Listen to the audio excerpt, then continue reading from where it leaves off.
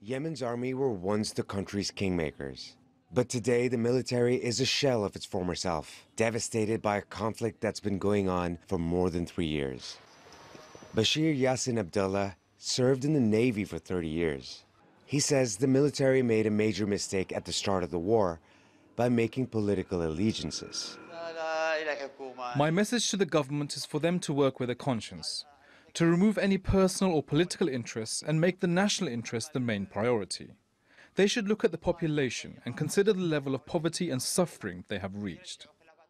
Bashir now lives in Taz. The city has effectively been under siege by the Iran-backed Houthi rebels since 2015. He moved here from Hodeidah, where the Houthis gave troops an ultimatum: join us or lose your salaries. Many joined the Houthis' ranks.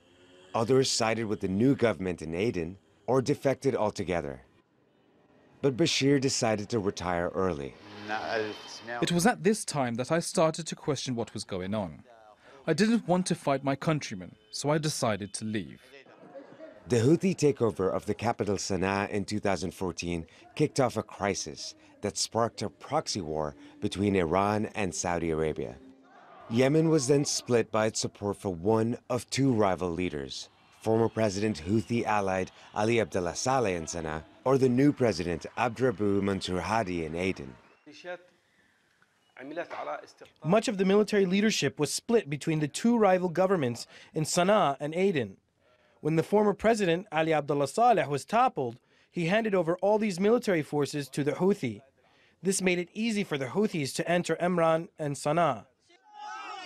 Saleh was killed last year, but the instability has split the armed forces based on which leader they were loyal to.